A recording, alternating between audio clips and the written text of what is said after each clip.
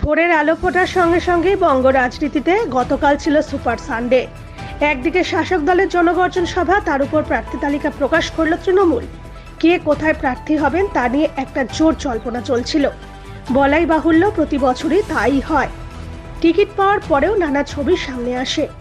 তবে এটা লোকসভা ভোট বলে কথা, তাই লড়াইটা অবশ্যই বড়।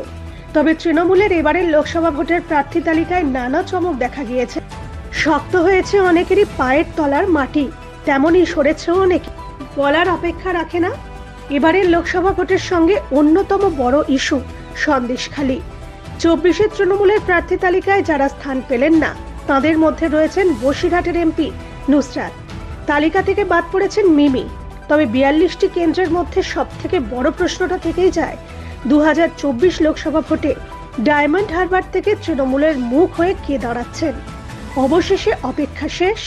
ডায়মন্ড হারবার থেকে তৃণমূলের প্রার্থী হয়ে দাঁড়িয়েছেন অভিষেক বন্দ্যোপাধ্যায়। এদিকে তৃণমূলের প্রার্থী তালিকায় বড় চমক হলো ইউসুফ পাঠান, রচনা বন্দ্যোপাধ্যায়, দেবাংশু ভট্টাচার্য, সদ্য অবসরপ্রাপ্ত আইপিএস প্রসূন বন্দ্যোপাধ্যায়। পাশাপাশি টিকিট পেলেন বিজেপি থেকে তৃণমূলে আসা 4 জন: বিশ্বজিৎ দাস, মুকুটমণি অধিকারী, বিপ্লব মিত্র, কৃষ্ণ কল্যাণী। টিকিট পেলেন না জয়ী তৃণমূলের 5 সাংসদ। টিকিট পেলেন না অর্জুন সিং, মিমি, নুসরাত, অপরূপা পোদ্দার, সুনীল মণ্ডল চৌধুরী, মোহন জাটুয়া। টিকিট পেলেন বিজেপি থেকে তৃণমূলে আসা 4 জন। ভোটে তৃণমূলের হয়ে প্রার্থী 11 জন বিধায়ক। তৃণমূলের এবারের প্রার্থী তালিকায় 6 জন সংখ্যালঘু মুখ।